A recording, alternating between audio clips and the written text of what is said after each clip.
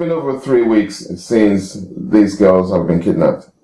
We don't know the exact number missing. We've heard reports that it's 238 or 300, and we have no information whatsoever about their conditions. What do you think is going on? Firstly, I think I would like to put on record that on the 14th of April, which is the early morning that the girls were taken, there was also a bomb blast in Abuja. And so many people, over 70 people, lost their lives. And while we were still trying to come to terms with that, then we heard the kidnap of these girls. I just believe very much that Nigeria is on its last leg. It's 100 years ago since Nigeria was put together by force, if you like, without us being part of Nigeria. And for over 100 years, we've been struggling. And in particular, in the last 56 years, Nigerians have been kind of grappling with political instability, with dictatorship, with a loss of who we are as a people. So that what we now have is now the grand finale of the challenges and the tragedies that has become Nigeria for the last 156 years. So what we are getting when you talk about the girls, is true that one is very concerned. To tell you the truth, I don't sleep, because every second that those girls are out with criminals, because these are criminals. If you see them when they talk, you know that these guys, they don't have humanity in them. Secondly, they are like people on drugs. These are hardened criminals. Now we have our little girls in their hands. Every second that passes, that represents an indictment on the feelings of Nigerians to actually deal with a problem that is over 50 years old. So really, the issue right now is those girls. What happened to them? But don't forget too, that this is not the first time that they have collected girls. Nigeria has become a place where obviously it's do it yourself. You create your own electricity. You do your water yourself. You try to work out what you're going to eat the next day. You bombard people outside, send me money. We do all sorts of things with no control. So we have a landscape that is not, there is no law and order in Nigeria. And everybody from the top to the bottom do it themselves, and they do it the best way they can. Police have been bombarding us. They've been killing people along the road for 50 naira or maybe 20 naira. Stray bullets is order of the day. I've just come back from Nigeria, and it was a horrible time to be there. But this is a very, very special time. It's a special time because little girls are out there. It's very worrying. Yeah. Are you surprised by the Nigerian government's lack of leadership and failure to act? Because it took them a long time to actually react to what's going on. I'm not surprised. No, not at all. Because if you know, in actual fact, they reacted almost at the beginning of it. And their reaction was, no, there are about 129 girls. And in fact, they've all been rescued.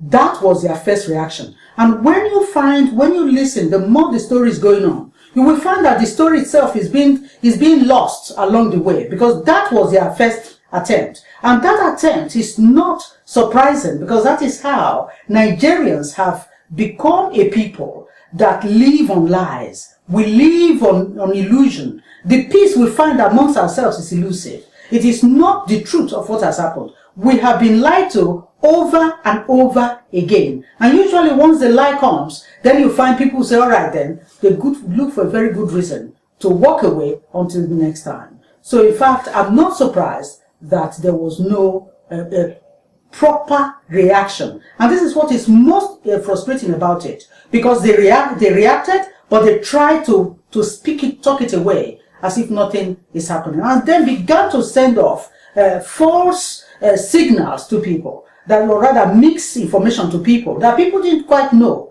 On the one hand, they say, no, it's 100, or no, now they have been rescued. The next thing is don't criticize us. So we're talking when in actual fact, our children were walking deeper and deeper into the night.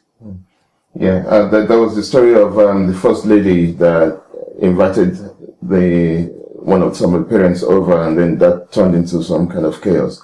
Do you think, part of what's going on, because it happens in the northeastern Nigeria, those that want to divide the country are always going on about the north and the south, the Muslims and the Christians, the Yorubas and the Hausas, the Yorubas and the Igbos, and those kind of divisive, narrative. There was a million women march that included everybody. There were people from the south, there were everybody that actually took part in that. So do you think this is a good thing to unite the country and make us see beyond those that are trying to split us? If you look, you will find that in the last 5 to 8 years, there has been a direct effort by these people in government to divide, to give us something that will divide us, disconnect us from one another. And one of the things that they brought ethnicity, they brought religion, they've antagonized the north, they've antagonized the south, they've antagonized the east, so that we now find it even more difficult to begin to identify with what was happening, or rather what is happening in other parts of the country. They brought ethnicity. They said, are you Christian? Everybody, once you say Jesus is Lord, then of course you're on our side. And then if you don't say Jesus is Lord, then of course you are not on our side. We have, and on the one hand, they talk about unity. I mean, when you hear the president, he talks about, well, the country is not going to break. It's going to stay in one piece. How is it going to stay in one piece? When in actual fact, one would have thought that a president, like Obama, as you see him, he's not saying, I represent the black people, I represent the white people, I represent Arkansas, I represent this state. He is president for all. So the issue of religion is a personal business. You keep that to yourself. So what we are saying, what I believe very much, is that Nigerians have been fooled. We've been taken on a foolish journey. We've been deceived so many times by religion. If you go to Christ is Lord Church, and I go to the New Jerusalem, we're enemies. But yet, we profess Christianity. If you say I'm an Islamic person, they say, no, you belong to the devil. So this is the issue that we've had. If you come from the Niger Delta, they say, well, you see, it is the turn of the Niger Delta to rule. What they cannot understand is that if we're going to maintain a federal system of government, then the president must recognize that it does not belong to any particular ethnic nationality in the country. Once you come out and you blow the horn of saying I am an Ijaw man, then what you've done, I'll be telling you, sorry, I'm an Isoko and Urobo person. So you don't represent my interest. So if you look at it, we have been carried in this path for so long that, of course, the response just now, and in fact, what is going on in the country is no surprise. It's not surprising at all, because we have the wrong people in the government office, and therefore they've cloned themselves over and over again. They have alienated the Nigerian people, and they have told us that we have no stake in Nigeria. Nigeria belongs to them alone. We are their audience. So do you think there's apathy on the part of Nigerians anyway? Because, I can't see the equivalent of, say, the Arab Spring happening in Nigeria. Nigerians just always say, well, God day, and then that's the end of it, I think the point I missed in the previous question was, suddenly, Nigerians, the whole world woke up, you see, and that is a beautiful reaction to something that some people would have thought, why is it so special?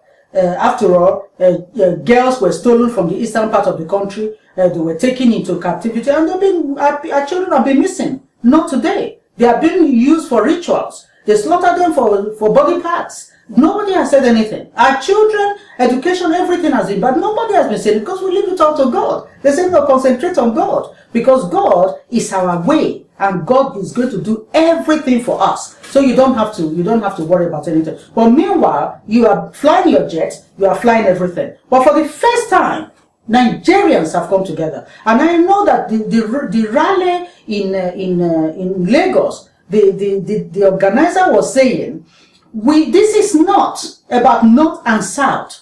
This is about security in Nigeria, and I think that's very important. So you also find that everyone in the world, the American First Lady is already, everyone is in it. It's not even Malala, the little Pakistani girl. Everyone is talking because it touches everyone.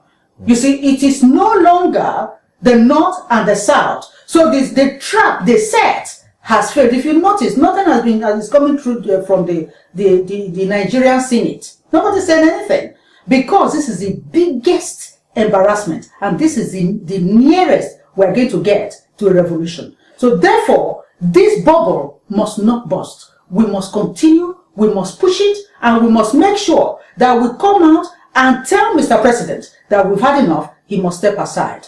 Because you cannot look at just now in South Korea, a boat capsized, and the Prime Minister, without being pushed, said, look, this is a national disaster, this is terrible. He wasn't the coach person who did the boat, but he resigned. That is how you get development. It's not when, at the face of what is going on, the man sits there tight. He's not going anywhere. So we are telling him that Nigerians are not idiots. Nigerians are not to be taken for fools anymore. We're asking Alice Ukoko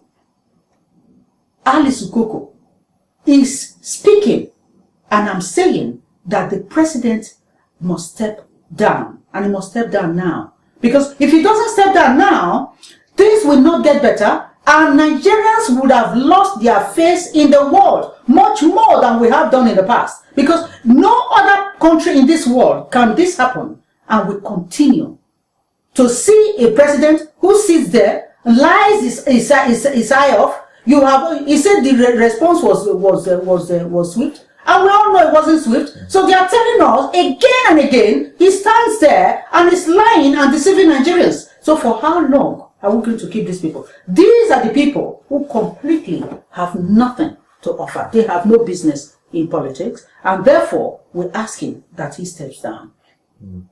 That's going to be a very hard sell, seeing as this election. Who will take over? But we just that is not. I mean, when during the annulment of the June 12th, people came out and said we don't want the June 12th to be. If this is going to be a campaign election, what election are we talking about? Yeah. You see, because there is no election. More of a selection than election. It's imposition. You see, it's part of, because already last year someone has told me he's going to be president of Delta State, and we're not there yet. And all of them, if you notice, after the bombing and after the kidnap of these Chibok girls, Mr. President was in Kano dancing and singing at a political rally. Yeah. You see, so that's the only thing they're interested in, how they can continue to stay in political office. And it's not that politics is governance, and it's not, we don't have a government that cares about anyone. We don't have, now is what has actually happened is that we now see that Nigeria in fact don't have security forces, because if we were invaded from outside, we'll be gone. Yeah. We will be gone. This is not an outside invasion. And Obama says he offers help from day one. Even the British offered help from day one, because they know that Nigeria could not deal with it. Because if they could deal with it, a year ago, a state of emergency was declared. They killed civilians. They killed so many. They closed the place down, and they began to kill people. Meanwhile, the borders were open. So what did they do? And here we are. Yeah, speaking on that, like you just said, the US and the UK governments have been offering support right from day one, and now we have security forces on the ground in Nigeria. Should this be something that we're wary of, or something that concerns us? Because all it takes is for one foreign military personnel to be killed by one of these militants or these Boko Haram people or someone. And before you know it, then Nigeria will be flooded with, American troops, drones, and, full-scale American military intervention. Should that be something that really concerns us, having foreign troops on the ground? For whether we like it or not, Nigeria has never been able to govern herself. We've always been subjected to the influence of outside. Those ones who say they are politicians inside, what do they do with the money? They carry the money, they go to foreign land. They go and buy a house, spend the furnish it. They don't live there. They go back, they leave the house there. They've been bringing the money and putting it out. So when Nigerians when we think that the foreign intervention is something that is new, then we have to think again. You would have heard of AFRICOM. You would have heard of military intervention across. Look at Libya. Nigeria was one of those who voted that yes, the NATO should go to Libya. So these are the things that are the issue. But if you ask me, if I sit here and since this girl's business began, I have begun to plead that the international press should please keep the story going. Because if the story was not going, by now there would be no dissent inside Nigeria. Those parents would have been shut up long before now. So that everyone, don't you know that we're going to have an economic summit in Nigeria? Now shut up! Because Nigeria's military forces has always been at war with civilians. Because they know that that's the war they will win. We're not carrying guns. We just want to live our life in peace. But they will not leave us to live our life in peace. So if we did not have, so the pleading for international coverage, and we're still pleading, I'm still pleading, that the international community should please keep the pressure on. Because if they don't keep it on, we don't stand a chance. Now you talk, okay, it will take one marine person to die, then everybody will come in. Now, who do we blame now? For me to be invited, to be pleading for international intervention because of little girls that we have failed to protect. We failed to protect little girls. That is an indictment. And that is where we now put caution to the wind and say, well, anything that can be done to get them back, please God, let Britain come in, let America come in, let France is ready to come in too. Come in and get the girls. That is all I'm interested in. It's not about what happened later, because Nigerians should have done something about Nigeria many years ago. It's not now. If you look at Thailand, what's happening in Thailand? The people are saying, look, you are a president. You abuse your power, so we want you out. That's going on now. Yeah? If what's going on in Ukraine, people are saying, this is my identity. I'm going to stand and I'm going to protect my identity. That is what they are doing. For us, we leave it all. So when we leave it, whatever happens, let us see how this is going to go. But just at the time of the June 12th, what I can say to Nigerians, that the time has come for us to take the bull by the horn. First, we now need to put the pressure, push it back into the presidency. They need to step down. Because we cannot continue to play the fool. And these people continue to see us as if we are not good enough. That is the kind of reason we have low-grade politician and political class in Nigeria today. Nigeria is a country of people that are resourceful. We have intelligent people. We have educated people all over the world. Nobody can go in. We have the biggest fools in political office in Nigeria. The highest paid. Yes, and the highest, in fact, they are not paid, they take. Nobody is paying them. They take. They are helping themselves. They take the money, they put it in soak-away pits. Nobody's going to school. If you go into the educational system, what's going on there blows your mind. You know, you've done all of this. You have the church on the one hand, telling them to keep quiet, that it is good to be poor, it's the God of the poor. God is not the God of the poor. God is the God of plenty. God has told us, He blessed us. He blessed us with oil. He blessed us with brain. He blessed us with weather. He blessed us with energy. He blessed us with anything that you can think of. He did not make us poor. He made us rich. If we are poor, then we have not known how to grab and run with our resources. You create the future that you want, and to sit back and wait for somebody to tell you that our God is poor, but I can fly jet, you can give me money to buy my jet, but then as I'm flying the jet, you cannot envy me because you are envying God. That is rubbish. If we in the 21st century are going to believe that this is how it is, we are not only condemning ourselves to perpetual enslavement, we are also condemning our future generation to perpetual enslavement. But God forbid it. This is the time. This Chibok girl, this incident has now triggered world interest, and we need to ride it. And ride we must do. This is why on Friday we are also organizing a rally.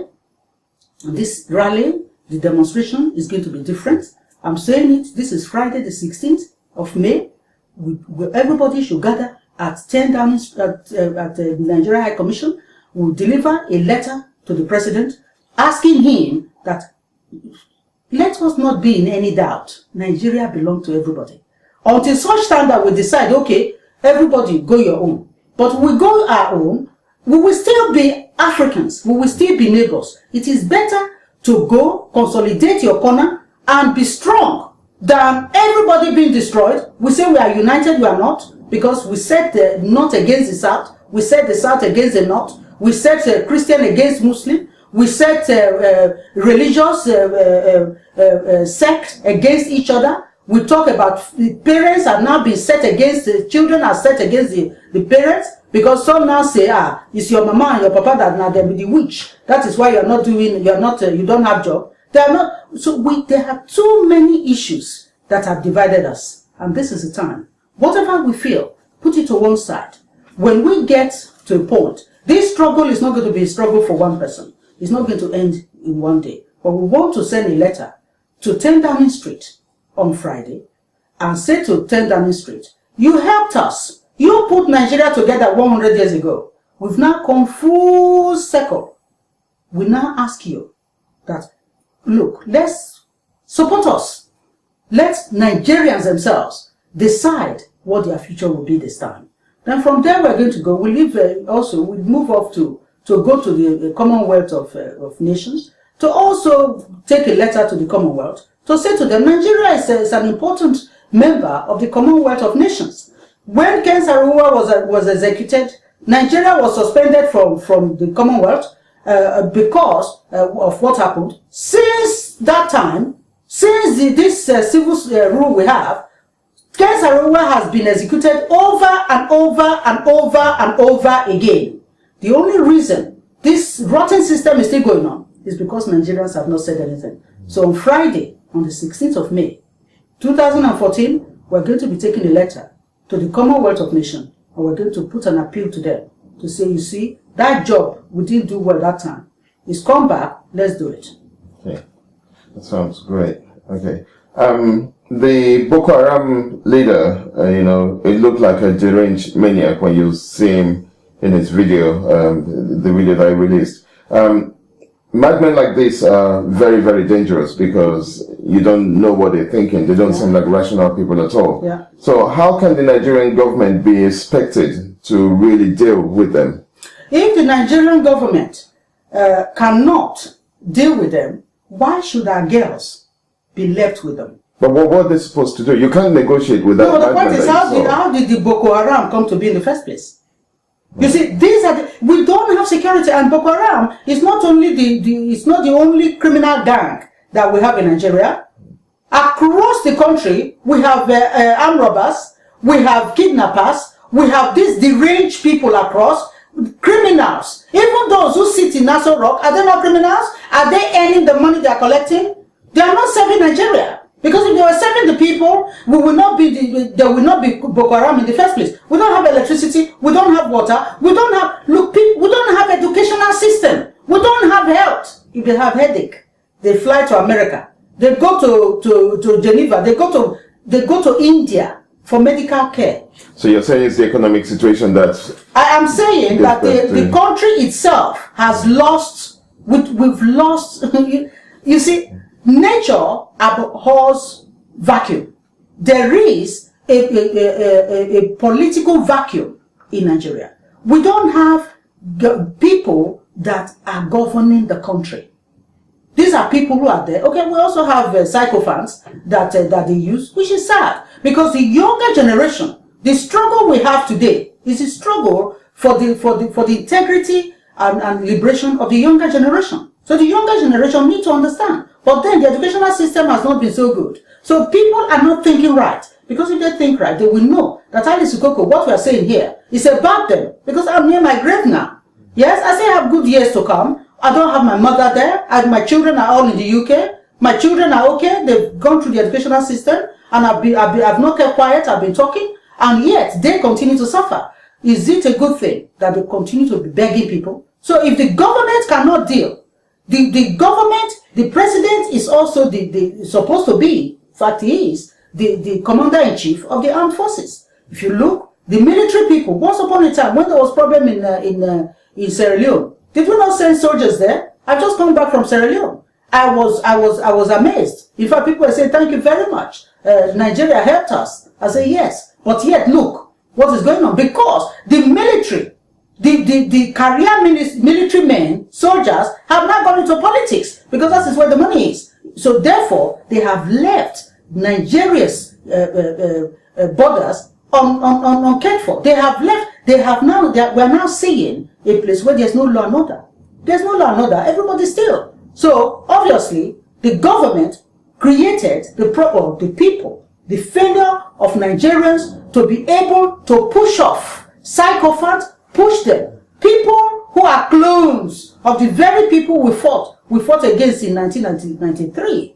They've cloned themselves over and over again. The youth follow it. Greed, selfishness. They've destroyed the nation. They've sacrificed the country on their altar of self-interest. So before somebody talk, they shout. Why are you talking like that? Don't you fear God? Don't you know that this man is a born-again Christian?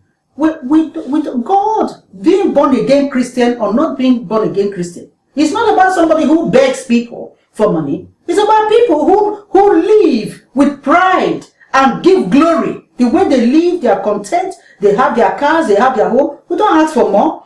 Yes? Their life itself is a testimony of God's love in their life. That is what being born again should be. Not the ones where you have nothing.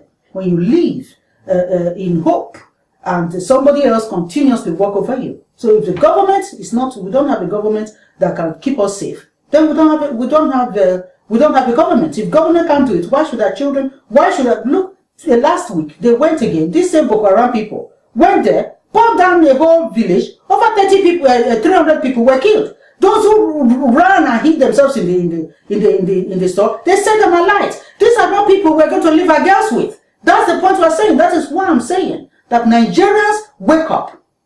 We are too good at saying it has nothing to do with us. They are not on us. They are not Christians. God is love.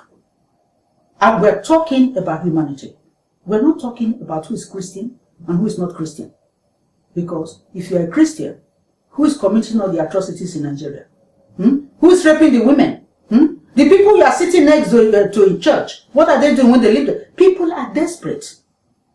And why have we gotten there? See, because God did not bless us. God blessed us. But we have refused to claim our blessings and to help God to work on those blessings so that every way we have cause to glorify God. What's going on in Nigeria now, is that not shaming God? And we did that. We made that. We created a situation that brought foreigners to come into our country. That is the way we want to say it. Look at the Nigerian Mrs. Jonathan. Look at Mrs. Obama. Look at the two of them, put them together and see. Then you understand that we are backward, more than 200 years backward.